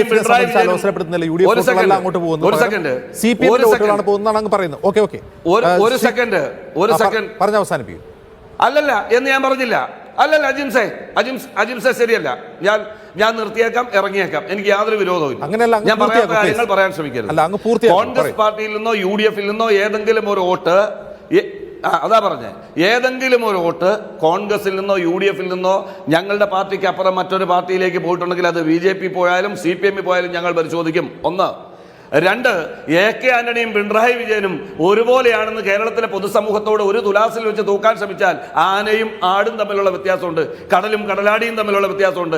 AK ആന്റണി ഉയർത്തിപ്പിടിക്കുന്ന ധർമ്മരാഷ്ട്രീയത്തെ, നന്മയുടെ രാഷ്ട്രീയത്തിന്റെ വഴിയിൽ 7 അയലോക്കത്ത് പോലും ചെല്ലാനുള്ള യോഗ്യത ഇന്നത്തെ കേരളത്തിലെ മുഖ്യമന്ത്രി കൊണ്ടെന്ന് ഒരു പോരാളി ഷാജിയും പറയില്ല, ഒരു കൊണ്ടോട്ടിപ്പടയും പറയില്ല, ഒരു CPM-കാരനും പറയില്ല, CPM-നെ സ്നേഹിക്കുന്ന UDF വോട്ട് ചെയ്ത ആളുകളും പറയില്ല. ഓക്കെ, ശ്രീ കെ ഷാജി, ഇവിടെ CPM സംസ്ഥാന സെക്രട്ടറി പറയുന്നു ഈ പൊതുമണ്ഡലത്തിൽ നിന്നും പാർട്ടി പ്രവർത്തകരിൽ നിന്നും ഉയർന്ന വിമർശനങ്ങളെ അദ്ദേഹം സ്വീകരിക്കുന്നു, വലിയ തോൽവിയാണ് ഉണ്ടായതെന്ന് പറയുന്നു, BJP-യിലേക്ക് പാർട്ടി വോട്ടുകൾ പോയിട്ടുണ്ടെങ്കിൽ അത് പരിശോധിക്കുമെന്ന് പറയുന്നു, സർക്കാർ ജനങ്ങൾക്കിടയിൽ അതൃപ്തി ഉണ്ടാക്കിയിട്ടുണ്ടെങ്കിൽ അത് പരിശോധിക്കുമെന്ന് പറയുന്നു. അത് തുറന്നു പറയുക തന്നെ ചെയ്യുന്നു. ഈ തുറന്നു പറച്ചിൽ കൊണ്ട് തിരുത്താൻ കഴിയുന്നതാണോ ഈ സർക്കാരിൻ്റെ പ്രവർത്തനം? ഇവിടെ നമ്മൾ നോക്കുകയാണെങ്കിൽ ഈ തെരഞ്ഞെടുപ്പിന് മുൻപ് കേരളത്തിലെ ഇടതുമുന്നണിയായാലും വലതുമുന്നണിയായാലും പുറത്തുള്ളൊരു സമൂഹത്തോട് പറഞ്ഞിരുന്നൊരു കാര്യം, എങ്ങനെ മത്സരിച്ചാലും ഇന്ത്യ മുന്നണിക്ക് കേരളത്തിൽ നിന്ന് 20 MP-മാരുണ്ടാകുമെന്നാണ് പറഞ്ഞത്. പക്ഷെ ഫലം വന്നപ്പോൾ 19 ഉള്ളൂ. അപ്പോൾ നമ്മൾ നേരത്തെ ചർച്ചയിൽ തന്നെ ചൂണ്ടിക്കാണിക്കപ്പെട്ടതുപോലെ ഏതാണ്ട് 12 അസംബ്ലി മണ്ഡലങ്ങളിൽ BJP മുന്നിട്ട് നിൽക്കുന്ന ഒരവസ്ഥയുണ്ട്. ഇങ്ങനെ നിൽക്കുമ്പോൾ ഒരു പൊതുസമൂഹത്തിന് അല്ലെങ്കിൽ മതേതരമായി ചിന്തിക്കുന്ന, ബഹുസ്വരമായി ചിന്തിക്കുന്ന, ജനാധിപത്യപരമായി ചിന്തിക്കുന്ന ആളുകൾക്ക് ഇരു മുന്നണികളിൽ നിന്നും പ്രതീക്ഷിക്കാനുള്ളത് കൃത്യമായ രാഷ്ട്രീയം പറയുക, ഒരു മതേതര രാഷ്ട്രീയം പറയുക. അങ്ങനെ BJP-യെ അടുത്തു വരാൻ പോകുന്ന പഞ്ചായത്ത് തെരഞ്ഞെടുപ്പിലും അതുപോലെ തന്നെ അസംബ്ലി തെരഞ്ഞെടുപ്പിലുമൊക്കെ കൃത്യമായ രാഷ്ട്രീയത്തിൽ കൂടി പരാജയപ്പെടുത്തി വളരെ കൃത്യമായൊരു പൊതുവായ ജനങ്ങൾ രാഷ്ട്രീയമായി സംഘടിപ്പിച്ചുകൊണ്ട്, വർഗീയതയ്ക്കെതിരായി ഫാസിസത്തിനെതിരായി സംഘടിപ്പിച്ചുകൊണ്ട് ഈ തൃശ്ശൂരിലെ വിജയത്തിൻ്റെ ആഘാതം കുറച്ചുകൊണ്ട് വന്ന് കേരളത്തിൻ്റെ മതനിരപേക്ഷമായിട്ടുള്ള ഒരു രാഷ്ട്രീയ മൂല്യങ്ങളെ തിരികെ പിടിക്കുക എന്നുള്ളതാണ്. ഇതാണ് നമ്മൾ പൊതുസമൂഹം ഇവിടുത്തെ ഇടതുമുന്നണിയിൽ നിന്നും വലതുമുന്നണിയിൽ നിന്നും ആവശ്യപ്പെടുന്നത്. അപ്പോൾ ഇതിന് തീർച്ചയായിട്ടും എനിക്ക് തോന്നുന്നത് ഇപ്പോൾ ഈ ഇലക്ഷനുമായിട്ട് ബന്ധപ്പെട്ട് നോക്കുക, അപ്പോൾ നമ്മളൊക്കെ വളരെ വ്യക്തിപരമായി നോക്കുകയാണെങ്കിൽ മതേതര പ്രസ്ഥാനങ്ങൾ ജയിക്കണം എന്ന് ആഗ്രഹിക്കുന്നു. ഒരുപാട് കേരളത്തിൽ നിന്ന് മതേതര പ്രസ്ഥാനങ്ങളുടെ ആളുകൾ മാത്രം ജയിച്ചു വരണമെന്ന് ആഗ്രഹിക്കുന്നു. ഒപ്പം തന്നെ അഖിലേന്ത്യാ തലത്തിൽ പ്രതിപക്ഷ മുന്നണിയിൽ വളരെ നിർണായകമായൊരു പങ്ക് ഇടതുപക്ഷത്തിൽ ഉണ്ടാവണമെന്നും ആഗ്രഹിക്കുന്ന ആളുകൾ തന്നെയാണ്. പക്ഷേ ഇന്ന് കേരളത്തിൽ ഈ കഴിഞ്ഞ തെരഞ്ഞെടുപ്പിൽ പിണറായി വിജയൻ്റെ നേതൃത്വത്തിൽ എന്ത് രാഷ്ട്രീയമാണ് കേരളത്തിലെ ജനങ്ങളോട് പറഞ്ഞത്? അതിപ്പോൾ വയനാട്ടിലാകട്ടെ വടകരയിലാകട്ടെ. ഞാനിപ്പോൾ ഇങ്ങോട്ട് വരുന്ന സമയത്താണ് ഇന്ത്യ വിഷനിൽ തന്നെ വാർത്ത ഞാൻ കണ്ടു. ഇന്ന് സംസ്ഥാന പോലീസ് ഇവിടുത്തെ ഹൈക്കോടതി അറിയിച്ചിരിക്കുകയാണ്, അവിടെ ഒരു കാഫിർ എന്ന് വിളിച്ചുകൊണ്ട് കുപ്രസിദ്ധമായ മതത്തിനെയും വിഭാഗീയതയും ഉപയോഗിച്ചുകൊണ്ട് വടകരയിലെ ഇലക്ഷനിൽ കുതന്ത്രം സൃഷ്ടിക്കാൻ ശ്രമിച്ച സംഭവത്തിൽ ഒരു ന്യൂനപക്ഷ രാഷ്ട്രീയ പാർട്ടിയുടെ ഒരു പ്രവർത്തകർ, അയാൾക്ക് പങ്കില്ല, അയാൾക്ക് റോഡില്ല, അയാൾ നിരപരാധിയാണ് എന്ന് പോലീസ് കോടതി അറിയിച്ചിരിക്കുന്ന ഒരവസ്ഥയുണ്ട്. അപ്പോൾ പോലീസിനെ ഉദ്ധരിച്ചുകൊണ്ട് തന്നെ ആ വാർത്തയിൽ പറയുന്നത് ഇത് പോരാളി ഷാജി എന്നും അമ്പാടി ബുക്ക് സഖാക്കൾ എന്നൊക്കെ പറയുന്ന വ്യാജ, അതായത് ഇടതുപക്ഷ നാമധേയരായി ഇടതുപക്ഷത്തിന് ദുഷ്പേരുണ്ടാക്കുന്ന രീതിയിൽ സോഷ്യൽ മീഡിയ അടക്കിയുമാണ് ഒരു വിഭാഗത്തിനെതിരെ അന്വേഷണം നീങ്ങാൻ പോകുന്നു എന്നാണ് അതേ വാർത്തയിൽ തന്നെ കാണുന്നത്. പിന്നെ ഒപ്പം തന്നെ നമ്മൾ നോക്കുക, ഇത്തരത്തിലുള്ള വ്യാജ ആരോപണങ്ങൾ നടത്തുന്ന ആളുകൾക്കെതിരെ ഇന്നലെ പാർട്ടിയുടെ കണ്ണൂർ ജില്ലാ സെക്രട്ടറി തന്നെ രംഗത്ത് വന്നു. ഇന്നും ആ വിമർശനം തുടർന്നുകൊണ്ടിരിക്കുന്നു. ഇപ്പോൾ നമുക്കെല്ലാം അറിയാലോ, നമ്മൾ മാധ്യമ രംഗത്ത് നിൽക്കുന്ന ആളുകൾ വളരെ വസ്തുതാപരമായി വളരെ പോസിറ്റീവായ ചില വിമർശനങ്ങൾ ഇടതുപക്ഷത്തിനെതിരായി ഉയർത്തുമ്പോൾ ഏറ്റവും അസഹിഷ്ണുതയോടെ, ഏറ്റവും വൃത്തിഹീനമായി, ഏറ്റവും മലീമസമായിട്ടുള്ള രീതിയിൽ പ്രതികരിച്ചുകൊണ്ട് വരുന്നത് ഈ അമ്പാടി ബുക്ക് സഖാക്കളെയും പോരാളി ഷാജിയെയും പോലെ തന്നെ ഇതുവരെ പാർട്ടി വിമർശിക്കാൻ ധൈര്യം കാണിക്കാത്തൊരു വിഭാഗമുണ്ട്. അപ്പോൾ ഒരു വശത്ത് സർക്കാരിൻ്റെ പല കൺസൾട്ടൻസി മേടിച്ചുകൊണ്ടിരുന്ന് ഈ ഇടതുപക്ഷത്തിന് നിരക്കാത്ത ദുഷ്പ്രചരണങ്ങൾ ഇടതുപക്ഷത്തിൻ്റെ പേരിൽ നടത്തുന്ന ആളുകൾ. ഇനി പിണറായി വിജയനിലേക്ക് വരാം, അദ്ദേഹം തിരുത്തണ്ടേ? കാരണം ഒരു അഖിലേന്ത്യാ തലത്തിലുള്ളൊരു തെരഞ്ഞെടുപ്പിൽ ഒരു ഇന്ത്യ മുന്നണി മത്സരിക്കുമ്പോൾ ഇന്ത്യ മുന്നണിയുടെ നേതാവായ രാഹുൽ ഗാന്ധിയെ കേരളത്തിൽ ഡിസ്ക്രെഡിറ്റ് ചെയ്യുക എന്നുള്ളത് മാത്രമായിരുന്നു അദ്ദേഹത്തിൻ്റെ പ്രചാരണത്തിലെ ആയുധം. മറ്റൊന്നും അദ്ദേഹം ഉപയോഗിച്ചിട്ടില്ല. അദ്ദേഹം BJP-ക്കെതിരെ എത്ര കാര്യങ്ങൾ പറഞ്ഞിട്ടുണ്ട്. കേരളത്തിലെ ന്യൂനപക്ഷങ്ങളോട് BJP-ക്കെതിരായ മത്സരത്തിൽ രാഹുൽ ഗാന്ധിയെ വിശ്വസിക്കാൻ കൊള്ളില്ല എന്ന് മാത്രമായിരുന്നു പിണറായി വിജയൻ്റെ രാഷ്ട്രീയ പ്രസംഗം. അതുകൊണ്ട് തന്നെ കേരളത്തിൽ ഒരു ഇടതുപക്ഷ രാഷ്ട്രീയം മാറ്റിവെച്ചുകൊണ്ട് ഒരു പിണറായി രാഷ്ട്രീയം മുന്നോട്ട് വെച്ചു എന്നുള്ളതാണ് ഈ കഴിഞ്ഞ തെരഞ്ഞെടുപ്പിൽ ഇടതുപക്ഷം പിന്നോട്ട് പോകുന്നതിൽ വന്ന വലിയൊരു കാര്യം. കാരണം എവിടെ നോക്കിയാലും അവിടെ ഇലക്ഷൻ്റെ പ്രചാരണം നോക്കുക, പത്രങ്ങളിൽ വന്ന പരസ്യം നോക്കുക, ഇൻ്റർനെറ്റിൽ നോക്കുക, പിണറായി എന്ന് പറയുന്ന ഒരു ബിംബത്തെ മാത്രം എഴുന്നള്ളിച്ചുകൊണ്ട് കേന്ദ്രത്തിൽ മോഡിയെ കൊണ്ടുവന്ന അതേ മാതൃകയിൽ പിണറായി വിജയനെ എഴുന്നള്ളിച്ചുകൊണ്ട് പിണറായി വിജയന്റെ പരിമിതമായ ഒരു വ്യക്തിയുടെ അദ്ദേഹം പറയുന്ന വളരെ വ്യക്തിയധിഷ്ഠിതമായ രാഷ്ട്രീയത്തെ അതേപടിയാണ് പാർട്ടി ആവർത്തിച്ചുകൊണ്ടിരുന്നത്. അപ്പൊ പിണറായി വിജയൻ പറയുന്ന രാഷ്ട്രീയത്തിനപ്പുറം കേരളത്തിൽ വന്ന വൃദ്ധക്കാരായിട്ട് പോലും പറയാൻ പറ്റിയിട്ടില്ല. ഈ തരത്തിൽ ഒരു ജനപക്ഷ രാഷ്ട്രീയം പറയാതെ, ഒരു ഇടതുപക്ഷ രാഷ്ട്രീയം പറയാതെ, രാഹുൽ ഗാന്ധിയെ വിശ്വസിക്കാൻ കൊള്ളില്ല എന്ന് മാത്രം പറഞ്ഞുകൊണ്ട് നടത്തിയ ഒരു തെരഞ്ഞെടുപ്പിലെ സമീപന രീതിയോടുള്ള ഇടതുപക്ഷമടക്കമുള്ള മതേതര സമൂഹത്തോട് ഒരു വിപ്രതിപത്തി ഇതിനകത്ത് വലിയൊരു പങ്ക് വഹിച്ചിട്ടുണ്ട്. പിന്നെ മുന്നോട്ട് പോവുകയാണെങ്കിലും ഈ വിമർശനങ്ങളെല്ലാം നമ്മൾ കഴിഞ്ഞ ദിവസം കണ്ടതല്ലേ, ഒരു ബിഷപ്പ് വളരെ സതുദ്ദേശത്തോടു കൂടി ഏതാനും ചില വാക്കുകൾ വളരെ സൗമ്യമായി ഈ പാർട്ടിക്കെതിരെ പറഞ്ഞതിന് ആ ബിഷപ്പിനു നേരെ അദ്ദേഹം നടത്തിയ വിമർശനം നമ്മൾ കണ്ടതല്ലേ. ഏത് തരത്തിലുള്ള സഹിഷ്ണുതയാണ് അദ്ദേഹം കാണിച്ചത് നമ്മൾ കണ്ടതല്ലേ. പിന്നെ ഈ കഴിഞ്ഞ ദിവസം നിയമസഭയിൽ പോലും അദ്ദേഹം പറഞ്ഞത് പരാജയമല്ല ജയമാണെന്നുള്ള ലെവലിലാണ് പറഞ്ഞത്. അപ്പം ഇവിടെയാണ് ഒരു നമ്മുടെ ഹെഡ്ലൈനിൽ പറയുന്ന പോലെ ഒരു പോരാളിയായി ഗോവിന്ദ മാഷ് വരികയാണെങ്കിൽ അത് നല്ലൊരു കാര്യമാണ്. കാരണം ഒരു ജനാധിപത്യ ബഹുസ്വര സമൂഹത്തിന് നിരക്കുന്ന രീതിയിൽ CPM-ന്റെ ഭാഗത്തുനിന്നും ഇടതുപക്ഷ പാർട്ടികളുടെ ഭാഗത്തു നിന്നും പ്രവർത്തനം വരണം, പ്രതികരണം വരണം. അല്ലാതെ ബോംബുണ്ടാക്കുമ്പോൾ അത് കയ്യിലിരുന്ന് പൊട്ടി അശാസ്ത്രീയമായി ബോംബ് നിർമ്മിച്ചപ്പോൾ പൊട്ടിയ ആളുകൾക്ക് വേണ്ടി രക്തസാക്ഷി സ്മാരക പ്രഭാഷണം നടത്തുക, അവർക്ക് സ്മാരക മന്ദിരം നിർമ്മിക്കുക. അതുപോലെ ഇന്നലെ കുഞ്ഞനന്ദന്റെ ഒരു അനുസ്മരണ യോഗത്തിന് നിന്നുകൊണ്ടാണ് MV ജയരാജൻ പോരാളി ഷാജിയെ വെല്ലുവിളിക്കുന്നത്. ഇത്തരത്തിലുള്ള അസംബന്ധങ്ങളൊക്കെ ജനങ്ങൾ കണ്ടുകൊണ്ടിരിക്കുകയാണ്. ഇപ്പോൾ വളരെ വിവര വിക്ഷേപണത്തിൻ്റെയും വളരെ ആശയപരമായ പ്രചാരണത്തിൻ്റെയൊക്കെ ഒരു ലോകത്ത് ഈ നാട്ടിലെ ജനങ്ങളെ ഒരു പ്രബുദ്ധരായ രാഷ്ട്രീയ പ്രബുദ്ധയുള്ള സമൂഹത്തിനെ നോക്കി പരസ്യമായി കൊഞ്ഞനം കുത്തുന്ന രീതിയിലുള്ള ഒരു രാഷ്ട്രീയം കടന്നിട്ടുണ്ടെങ്കിൽ ജനങ്ങൾ അതിനോട് പ്രതികരിക്കും. അപ്പോൾ ഇവിടെ നമുക്കിപ്പോൾ അതൊരു പൊതുസമൂഹത്തിൽ നിൽക്കുന്ന ആളുകൾക്ക് ഇപ്പോൾ കോൺഗ്രസ് ചെയ്യുന്ന കാര്യങ്ങളോടോ അല്ലെങ്കിൽ CPM ചെയ്യുന്ന കാര്യങ്ങളോടോ ഏതെങ്കിലും പക്ഷപാതത്തോടുകൂടി കാര്യങ്ങൾ പറയേണ്ട കാര്യമില്ല. പക്ഷേ ഇവിടെ ഒരു മാധ്യമപ്രവർത്തകരാവട്ടെ, എഴുത്തുകാരാവട്ടെ, പൊതുപ്രവർത്തകരാകട്ടെ, പൊതുമണ്ഡലത്തിൽ നിന്ന് പൗരസമൂഹത്തിൻ്റെ ഭാഗമായി നിന്നുകൊണ്ട് അധികാരത്തിൽ ഇരിക്കുന്ന ആളുകളുടെ തെറ്റായ പ്രവണതകൾക്കെതിരെ ഒരു ചെറുവിരൽ അരക്കിക്കഴിഞ്ഞാൽ വെട്ടുക്കളിക്കീട്ടങ്ങളെ അഴിച്ചു വിട്ടുകൊണ്ട് ഈ നാട്ടിൽ എല്ലാ അഭിപ്രായ സ്വാതന്ത്ര്യത്തെയും എല്ലാ ജനാധിപത്യ അവകാശങ്ങളെയും എല്ലാ ബഹുസ്വരമായിട്ടുള്ള സമീപനങ്ങളെയും ഇല്ലാതാക്കി കളയുന്ന ഒരു രീതിയുണ്ട്. എനിക്ക് ബഹുമാനപ്പെട്ട കുഞ്ഞികൃഷ്ണൻ സഖാവിനോട് ബഹുമാനമുണ്ട്. അടുത്ത ദിവസം പോലും അദ്ദേഹം കോഴിക്കോട് ഒരു ചർച്ചയുടെയും സംവാദത്തിൻ്റെയും ഒക്കെ വലിയൊരു പരിപാടി ഓർഗനൈസ് ചെയ്യുന്നതാണ് നമ്മൾ കഴിഞ്ഞ ദിവസമൊക്കെ കണ്ടു. അപ്പോൾ ഇത്തരത്തിലുള്ള ചർച്ചകളുടെയും സംവാദങ്ങളുടെയും ആശയപരമായിട്ടുള്ള ഏറ്റുമുട്ടലുകളുടെയും ഒക്കെ ഒരു ഇടതുപക്ഷ രാഷ്ട്രീയ മണ്ഡലത്തെ മാറ്റിയിട്ട് അവിടെ വെട്ടുക്കളികളെയും പോരാളി ഷാജിമാരെയും സ്ഥാപിച്ചുകൊണ്ട് വളരെ വ്യക്തികളിലേക്കും ഒക്കെ ഒതുക്കിക്കൊണ്ട് ഇടതുപക്ഷ രാഷ്ട്രീയം മറന്നുള്ള കാര്യങ്ങളാണ് ചെയ്തത്. അപ്പം അതിനൊക്കെ മാറ്റം വരണ്ടേ? ഈ കഴിഞ്ഞ പാർട്ടി ഒരു കാര്യം കൂടി പറയട്ടെ, കണ്ണൂരിൽ നടന്ന പാർട്ടി കോൺഗ്രസിൽ എന്താണ് പിണറായി വിജയന്റെ നയം ഉണ്ടായിരുന്നത്? യെച്ചൂരിയെ പോലുള്ള നയത്തിന് വിരുദ്ധമായിട്ട് ദേശീയ തലത്തിൽ കോൺഗ്രസുമായി സഖ്യം വേണ്ട, പകരം പറഞ്ഞിരുന്നത് ഒന്ന് കർണാടകത്തിലെ ജനതാദൾ എസും അതുപോലെ ചന്ദ്രശേഖർ റാവുവാണ് തെലങ്കാനയിലെ ചന്ദ്രശേഖർ റാവു അഴിമതിയുടെ വേറൊരു പ്രതിരൂപമായ ചന്ദ്രശേഖർ റാവു എവിടെ ഇല്ലാണ്ടായി പോയി.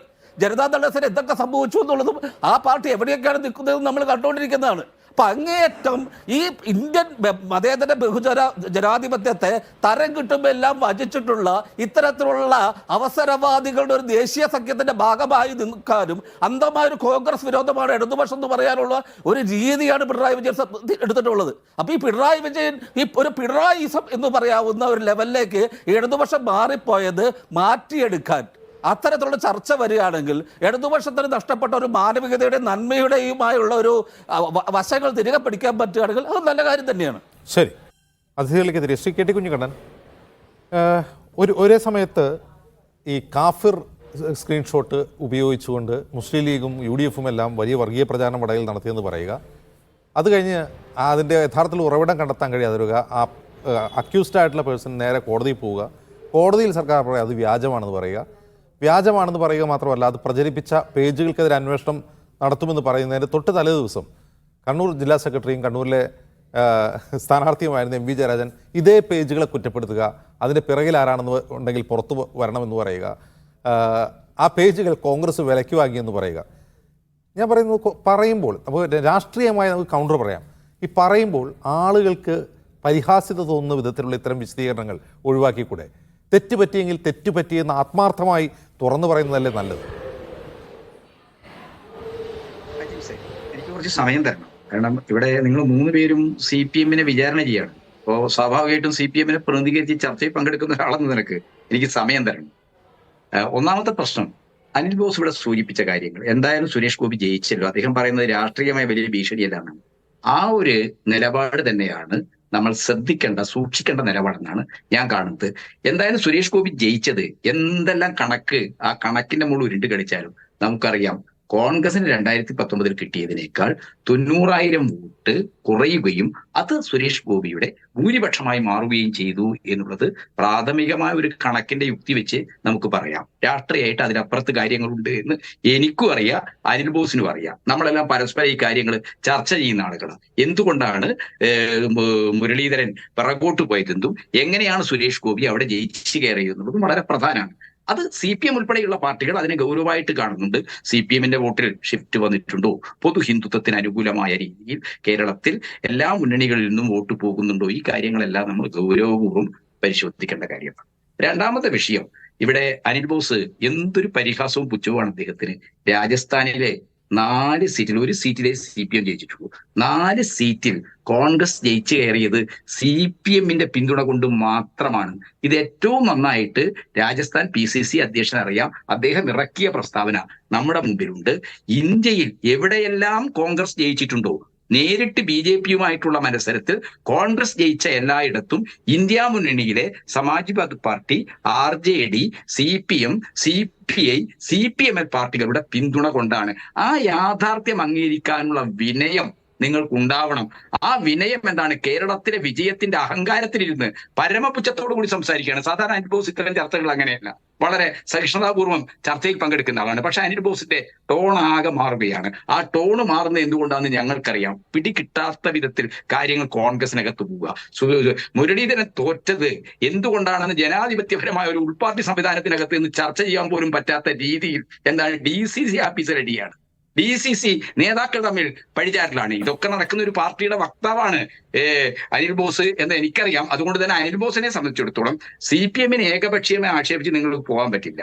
CPM ഉൾപ്പെടെയുള്ള പാർട്ടികൾ എല്ലാ കാലത്തും, അത് ചരിത്രബോധമുള്ള എല്ലാവർക്കും അറിയാമല്ലോ, ഇവിടെ മാധ്യമരംഗത്ത് പ്രവർത്തിക്കുന്ന സുഹൃത്തുക്കളൊക്കെ അത് കൂടുതൽ അറിവുള്ള ആളുകളാണെന്നാണ് ഞാൻ കരുതുന്നത്. ദേശീയ തലത്തിൽ ഒരു തെരഞ്ഞെടുപ്പ് വരുമ്പോൾ ദേശീയ രാഷ്ട്രീയത്തിൽ നിർണായകമായ പങ്കുവഹിക്കാനുള്ള ഭൗതികമായ അംഗപരമായ പരിമിതി എല്ലാ കാലത്തും ഇന്ത്യൻ കമ്മ്യൂണിസ്റ്റ് പാർട്ടിക്ക് ഉണ്ടായിട്ടുണ്ട്. അതുകൊണ്ട് തന്നെ എന്താണ്, ദേശീയ തലത്തിൽ BJP-യെ പുറന്തള്ളാനുള്ള ഒരു തെരഞ്ഞെടുപ്പ് വരുമ്പോൾ സ്വാഭാവികമായിട്ടും എന്താണ്, അതിന് നേതൃത്വം കൊടുക്കുന്നത് കോൺഗ്രസ് ആണെന്ന് വരും. അതുകൊണ്ട് തന്നെ എന്താണ്, സ്വാഭാവികമായിട്ടും സാധാരണ ജനങ്ങൾ അങ്ങനെ ചിന്തിക്കും, സാമൂഹിക വിഭാഗങ്ങൾ അങ്ങനെ ചിന്തിക്കും. ആ അർത്ഥത്തിൽ എന്താണ്, കോൺഗ്രസിന് UDF-ന് അനുകൂലമായിട്ടുള്ള ഒരു ട്രെൻഡ് കേരളത്തിൽ എല്ലാ മണ്ഡലങ്ങളും ഉണ്ടായിട്ടുണ്ട്. ഒരു യാഥാർത്ഥ്യമാണ്. ആ യാഥാർത്ഥ്യം ഞങ്ങൾ അംഗീകരിക്കുന്നവരാണ്. കാരണം ഞങ്ങളും കോൺഗ്രസും ദേശീയ തലത്തിൽ ഒരു മുന്നണിയായി മത്സരിച്ചവരാണ്. അങ്ങനെ ദേശീയ തലത്തിൽ ഒരു മുന്നണിയായി മത്സരിച്ച ഞങ്ങളും കോൺഗ്രസും ഇവിടെ മാറി നിന്ന് പരസ്പരം മത്സരിക്കുമ്പോൾ അതുണ്ടാക്കുന്ന ഒരു വൈരുദ്ധ്യമുണ്ട്. അപ്പൊ അത് തീർച്ചയായിട്ടും ഞങ്ങൾക്ക് അത് എതിരായിട്ടുള്ള ഒരു ജനവികാരം അതിലുണ്ട് എന്ന് ഞങ്ങൾക്കറിയാം. അത്തരം കേന്ദ്ര വിഷയങ്ങളെല്ലാം തന്നെ പരിശോധിക്കപ്പെടേണ്ടതാണ്. ദേശീയ തലത്തിൽ ഞങ്ങൾ എടുത്ത രാഷ്ട്രീയ നിലപാടിന് അനുയോജ്യമാണോ കേരളത്തിൽ ഞങ്ങൾ സ്വീകരിച്ച, അതിൽ ടാക്ടിക്കലായിട്ട് ഞങ്ങൾക്ക് പാളിച്ചകളുണ്ടോ, ഈ കാര്യം ഉൾപ്പെടെയുള്ള എല്ലാ വിഷയങ്ങളും പരിശോധിക്കപ്പെടണം. അതോടൊപ്പം ഇവിടെ അജിംസ് ചോദിച്ച ചോദ്യത്തിലേക്ക് വന്നാൽ, അജിംസെ, ഈ കാഫിർ സ്ക്രീൻഷോട്ട് എന്ന് പറയുന്നത് തെരഞ്ഞെടുപ്പിന്റെ 2 ദിവസം മുമ്പാണ് ഞങ്ങളുടെ ശ്രദ്ധയിലെടുത്തത്. അത് ആരുണ്ടാക്കിയാലും അങ്ങേയറ്റ അപകടകരമായ, ആരുടെ ഭാഗത്തുണ്ടായാലും അങ്ങേയറ്റ അപകടകരമായ, ഒരിക്കലും ഒരു അർത്ഥത്തിലും അംഗീകരിക്കാനാവാത്ത ഒരു പ്രവണതയാണ്. അത് ശ്രദ്ധയിൽപ്പെട്ട ഉടനെ തന്നെ ഇടതുപക്ഷ ജനാധിപത്യങ്ങളുടെ മണ്ഡലം കമ്മിറ്റി പരാതി കൊടുക്കാനാണ് തീരുമാനിച്ചത്, പരാതി കൊടുക്കുകയാണ് ചെയ്തത്. പക്ഷേ അജിംസ് ഇവിടെ കാഫിർ സ്ക്രീൻഷോട്ട്, കാഫിർ സിൻകോട്ട് എന്ന് പറയുമ്പോൾ ഈ ഇതുപോലെ നിരവധി വിദ്വേഷ പ്രവാചക നിന്ദ നടത്തി ടീച്ചർ എന്ന് പറഞ്ഞുകൊണ്ട് ഫേക്ക് വീഡിയോ പ്രചരിപ്പിച്ചത് ഉൾപ്പെടെയുള്ള കുറ്റങ്ങൾ, അത്തരത്തിലുള്ള 16 കേസുകൾ പോലീസ് രജിസ്റ്റർ ചെയ്യുകയും പ്രതികളെ കണ്ടെത്തുകയും കേസെടുക്കുകയും ചെയ്തിട്ടുണ്ട്. ആ കേസെടുത്ത ആളുകളെല്ലാം തന്നെ മുസ്ലിം ലീഗുകാരും കോൺഗ്രസ്സുകാരുമാണല്ലോ. ടീച്ചറുടെ ഇപ്പോ എന്താണ് ട്രോൾ റിപ്പബ്ലിക് TR18 എന്ന് പറയുന്ന ഒരു ഇൻസ്റ്റാ പേജ്, ആ പേജിലെ ടീച്ചറുടെ അശ്ലീല ചിത്രം പ്രചരിപ്പിച്ചത് അതെങ്ങനെയാണ്? നിങ്ങൾ സോഷ്യൽ മീഡിയയുടെ ഒരു കുതന്ത്രം എടുത്തിട്ട് എന്താണ് അത് ടീച്ചർ വീഡിയോ എന്നാണ് പറഞ്ഞത്. ഇപ്പൊ വീഡിയോ എവിടെ, പിക്ചർ എവിടെ? ഇതൊക്കെ എല്ലാവർക്കും അറിയാവുന്ന കാര്യങ്ങളാണ്. അതുകൊണ്ട് അതിന്റെ വിശദാംശങ്ങളിലേക്ക് പോകുന്നതിന് പകരം നമുക്ക് എല്ലാവർക്കും ഈ കാര്യങ്ങൾ, ആരാണ് വർഗീയമായ ഒരു ചേരിതിരിവ് ഉണ്ടാക്കാൻ ശ്രമിച്ചത്, തെരഞ്ഞെടുപ്പിൽ ഒരു മതാവേശം സൃഷ്ടിക്കാൻ ശ്രമിച്ചത്, അത് ആരുടെ ഭാഗത്തുനിന്നുണ്ടായാലും അത് ഒരിക്കലും അംഗീകരിക്കാൻ പറ്റാത്ത ഒരു പ്രവണതയാണ്. ആ പ്രവണതയുമായി ബന്ധപ്പെട്ട് വടകരയിൽ ഇപ്പോൾ ജയിച്ചിരിക്കുന്ന ഷാഫി പറമ്പിനെതിരായിട്ട് കേസുണ്ട് എന്നുള്ള കാര്യം അജിംസിന് അറിയാമോ? വടകര ജുമാ മസ്ജിദ് പള്ളി കൈയടക്കി വെച്ചിരിക്കുന്ന വഖഫ് ബോർഡിന്റെ മൈതാനിയില് തെരഞ്ഞെടുപ്പ് പ്രചരണം നടത്തി. വഖഫ് ബോർഡിന്റെ മൈതാനം ജമാഅത്ത് പള്ളി മാനേജ് ചെയ്യുന്ന ഒരു മൈതാനത്ത് രാഷ്ട്രീയമായ ആവശ്യങ്ങൾക്ക് അത് ഉപയോഗിക്കാൻ പാടില്ല എന്നുള്ളത് അതിന്റെ വ്യവസ്ഥയാണ്. അത് കൃത്യമായിട്ട് എന്താണ് മതാരാധനയ്ക്ക് വേണ്ടി മാത്രം ഉപയോഗിക്കാനുള്ള ഒരു മൈതാനമാണ്. അത് ഉൾപ്പെടെയുള്ള കാര്യങ്ങളിൽ ഞങ്ങളാരുമല്ല പരാതിക്കാര് താഴെയങ്ങണി ജമാ മസ്ജിദിലെ ഒരു മഹലിലെ ഒരു അംഗമാണ് പരാതി കൊടുത്തത്. അതിന്റെ പേരിൽ കോഴിക്കോട് മുഖ്യ ഭരണാധികാരി ഇദ്ദേഹത്തിനെതിരെ നോട്ടീസ് അയച്ചിട്ടുണ്ട്. ആ കേസ് ഇപ്പൊ നിലനിൽക്കുന്നുണ്ട്. അപ്പൊ ഇതെല്ലാം കാണിക്കുന്നത് ഇത് ഏകപക്ഷീയമായ ഇടതുപക്ഷമാണ് ഇവിടെ വർഗീയ പ്രചരണം നടത്തിയതെന്ന് എന്തർത്ഥത്തിലാണ് ഷാജിയെപ്പോലുള്ള സുഹൃത്തുക്കൾ പറയുന്നത്? കുറെ കൂടി നിങ്ങൾക്ക് ഈ കാര്യങ്ങൾ നിരീക്ഷിക്കാനും പഠിക്കാനുമുള്ള സാഹചര്യമുണ്ടല്ലോ. അപ്പൊ ഇടതുപക്ഷത്തെ സംബന്ധിച്ചിടത്തോളം ഞാൻ കൃത്യമായി പറയുന്നു, ആരുടെ ഭാഗത്തുനിന്ന് ഏത് പോരാളി ഷാജിയായാലും ഏത് മഹാനായാലും ആരുടെ പേജ് ഉപയോഗിച്ചും ഇത്തരത്തിൽ സമൂഹത്തിൽ വിള്ളലും വിഭജനം പോരാളി ഷാജിയെ പോലുള്ള പേജുകൾ വഴി അത്തരം പേജുകളിലൂടെ ഇത്തരത്തിലുള്ള കുഴപ്പങ്ങൾ ഉണ്ടാക്കിയവർ തള്ളി പറയുന്നത് നല്ല കാര്യമാണ്. അത് പോസിറ്റീവ് സെൻസിൽ തന്നെ എടുക്കുന്നു. പക്ഷേ അനിൽ ബോസ്, ഇവിടെ തൃശ്ശൂരിലെ കാര്യം തന്നെ എടുക്കുക. തൃശ്ശൂരിൽ 2019 അന്നത്തെ CPI സ്ഥാനാർത്ഥിയുടെ വോട്ട് കാർന്നു നിന്നുകൊണ്ടാണ് സുരേഷ് ഗോപി അവരുടെ പോൾ പെർസെൻറ്റേജ് ഉയർത്തിയത്. അവിടെ തോറ്റുപോവുകയും ചെയ്തു CPI സ്ഥാനാർത്ഥി. ഇപ്പോൾ നോക്കുകയാണെങ്കിൽ കെ മുരളീധരനെ പോലെ ഒരു പ്രഗത്ഭനായ രാഷ്ട്രീയ നേതാവ് 3ാം സ്ഥാനത്തേക്ക് പോകുന്നു. സുരേഷ് ഗോപിയുടെ ഭൂരിപക്ഷം വലിയ തോതിൽ വർദ്ധിച്ച് അദ്ദേഹം ജയിക്കുകയും ചെയ്യുന്നു. അപ്പോൾ അങ്ങനെ സംഭവിക്കുമ്പോൾ അവിടെ വോട്ട് ഷിഫ്റ്റ് നടന്നിട്ടുണ്ട്. അത് കോൺഗ്രസ് വോട്ടുകൾ പോയിട്ടുണ്ട് എങ്കിൽ ഒരു സുരേഷ് ഗോപി വന്നു നിന്നാൽ BJPക്ക് വോട്ട് ചെയ്യുന്നവരാണ് കോൺഗ്രസ് വോട്ടർമാർ എന്ന് വിലയിരുത്തണമോ?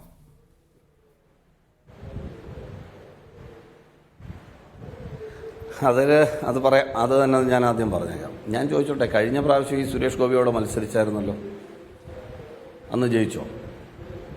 ജയിച്ചില്ലല്ലോ. കഴിഞ്ഞ നിയമസഭാ തെരഞ്ഞെടുപ്പിൽ സുരേഷ് ഗോപിയോട് മത്സരിച്ചായിരുന്നല്ലോ, അന്ന് ജയിച്ചോ? ജയിച്ചില്ല.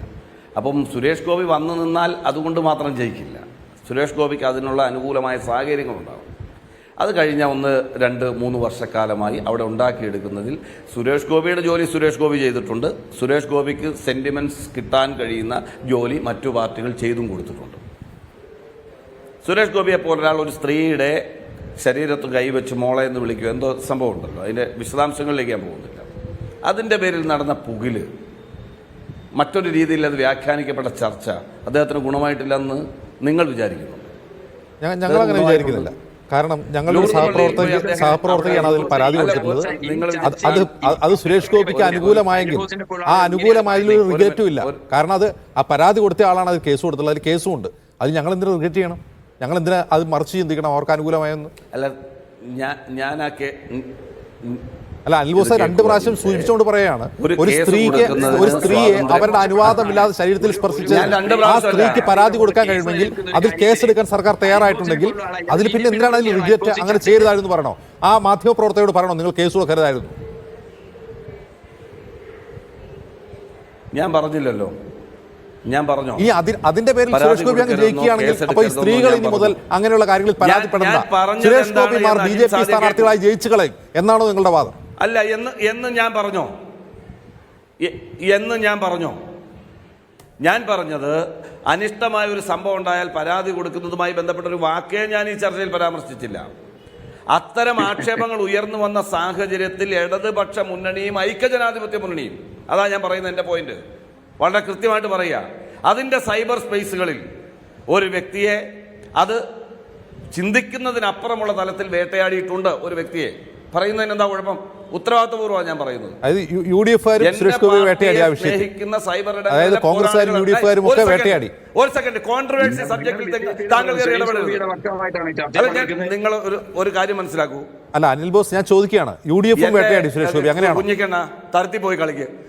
കുഞ്ഞിക്കണ്ണനോട് ഞാൻ പറയാം, തരത്തി പോയി കളിക്കുക. അനിൽ ബോസ് എന്നോട് സംസാരിക്കും.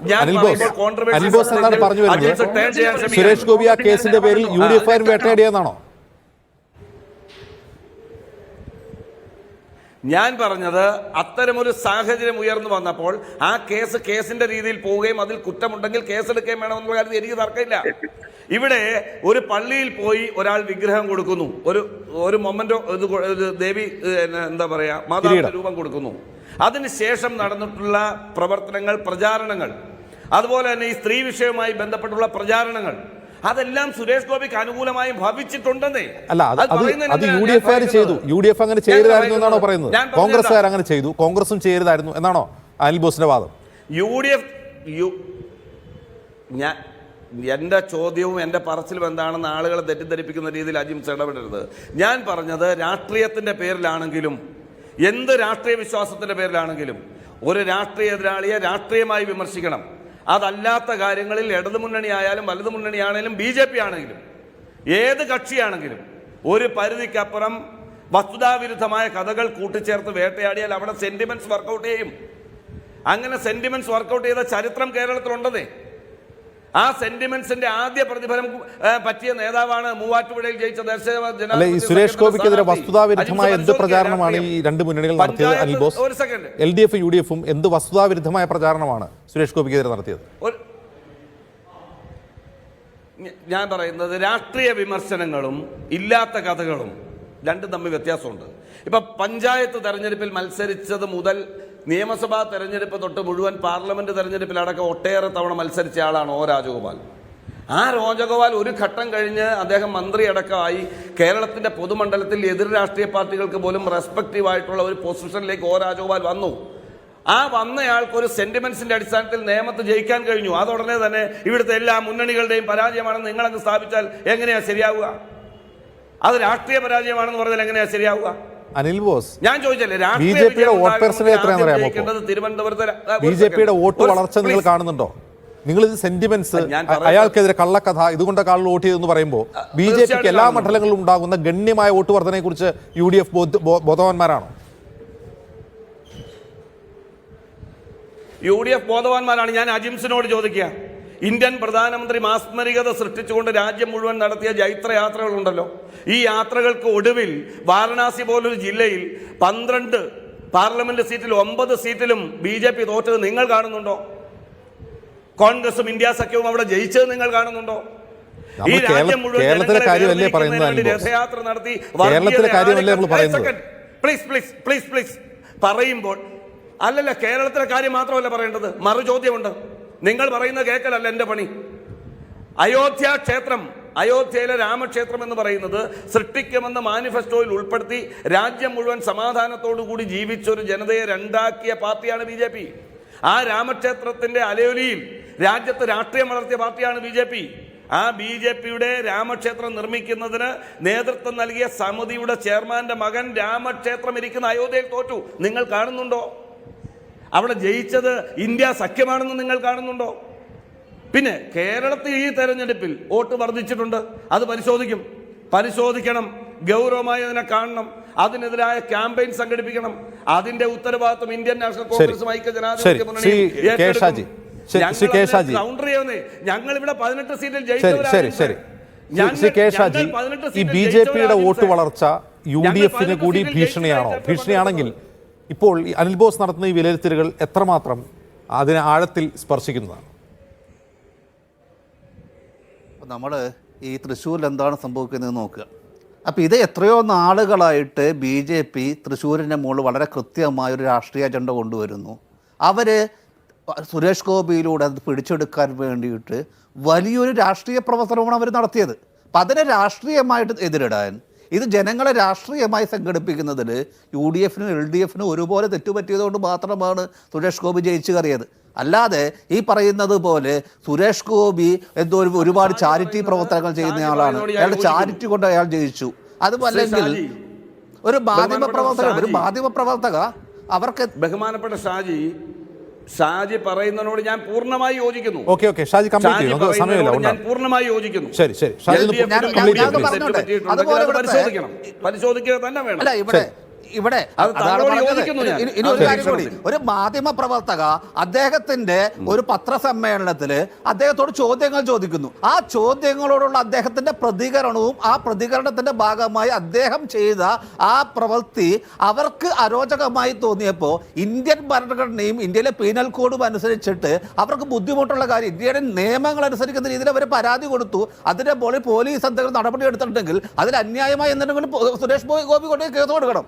അല്ലാതെ അതിന് മുകളിൽ സുരേഷ് ഗോപിക്ക് ഭയങ്കര സിമ്പതി ഉണ്ടായി എന്നൊക്കെ പറയുമ്പോൾ അത് നമുക്ക് ഉൾക്കൊള്ളാൻ കഴിയുന്നതല്ല. നമ്മളൊരു ജനാധിപത്യത്തിലാണ്, ഒരു വികസന സമൂഹത്തിലാണ്, ഒരു നിയമവാഴ്ച നടക്കുന്ന സമൂഹമാണ്. ഇവിടെ ഒരു മനുഷ്യന്റെ അവകാശങ്ങൾ, അടിസ്ഥാനപരമായ മനുഷ്യാവകാശങ്ങൾ സുരേഷ് ഗോപി അടിസ്ഥാനപരമായിട്ടുള്ള മനുഷ്യാവകാശങ്ങളെ സുരേഷ് ഗോപി നിഷേധിക്കുന്നുണ്ടെങ്കിൽ അതിന് അവസാനപാടല്ല നമ്മൾ ചെയ്യേണ്ടത്. പിന്നെ ഒരുപാട് പണമുള്ളവര് ഇതാണ് സാധ്യമായിട്ട് ചാരിറ്റി ചെയ്ത ആളല്ല സുരേഷ് ഗോപി. ഒരുപാട് ആളുകൾ ചാരിറ്റി ചെയ്യുന്നുണ്ട്, ഒരുപാട് ആളുകൾ പുണ്യപ്രവർത്തികൾ ചെയ്യുന്നുണ്ട്. പക്ഷെ പുണ്യപ്രവർത്തികൾ ചെയ്യുന്ന ആളുകൾക്കാണ് തെരഞ്ഞെടുപ്പിൽ നിൽക്കാനും ജയിക്കാനുമുള്ള അർഹത എന്ന് പറയുകയാണെങ്കിൽ ഇവിടത്തെ ഒരു ജനാധിപത്യ രാഷ്ട്രീയത്തിന്റെ നിലനിൽപ്പ് തന്നെയാണ് ചോദ്യം ചെയ്യപ്പെടുന്നത്. അപ്പം അതുകൊണ്ട് തീർച്ചയായിട്ടും ഇത് LDF എന്ന പോലെ തന്നെ UDF വലിയൊരു ബാധ്യതയാണ്. കാരണം നമുക്കറിയാം, അത് കേരളത്തിൽ ഇതുവരെയുള്ള തെരഞ്ഞെടുപ്പുകളിൽ LDF ആയാലും UDF ജയിച്ചു വരുമ്പോൾ നമ്മൾ പൊതുസമൂഹം, കാരണം ഒരു മതേതര പ്രസ്ഥാനങ്ങളാണ് ജയിക്കുന്നത്, അല്ലെങ്കിൽ BJPക്ക് ഇവിടെ ഒരു സ്ഥലമില്ല, ഒരു ഇടമില്ല എന്ന് നമ്മൾ കാണിച്ചുകൊണ്ടിരുന്ന ആൾക്കാരാണ്.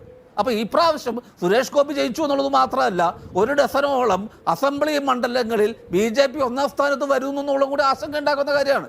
ഇവിടെ അതിപ്പോൾ നമുക്ക് പറഞ്ഞ് തർക്കിക്കാം, അത് LDF മണ്ഡലമായിരുന്നു അല്ലെങ്കിൽ UDF മണ്ഡലമായിരുന്നു. ഇതല്ലാതെ ഈ രണ്ട് പ്രസ്ഥാനങ്ങളും കൃത്യമായ ആത്മപരിശോധന നടത്തി, കൃത്യമായ അന്വേഷണങ്ങൾ നടത്തി, അത് എവിടെയാണ് തകരാറെന്ന് കണ്ടുപിടിച്ച് ജനങ്ങളെ രാഷ്ട്രീയമായി ഒന്നിപ്പിച്ചാൽ മാത്രമേ ഈ ഒരു അവസ്ഥയ്ക്ക് BJPയുടെ വളർച്ച ഇരു മുന്നണികളെ എത്രമാത്രം ഭീഷണിപ്പെടുത്തുന്നു ചോദ്യത്തിന് മറുപടി ലഭിക്കേണ്ടതുണ്ട്. കാരണം അത് കേരളത്തിൽ തന്നെ രാഷ്ട്രീയ സാമൂഹിക സാഹചര്യങ്ങളിൽ വളരെ നിർണായകമാണ്. വളരെ നന്ദി Shri KT Kunhikannan, Shri Anil boss, Shri KA Shaji, ഇത്രയും സംസാരിച്ചത്. ഒരിടവേള.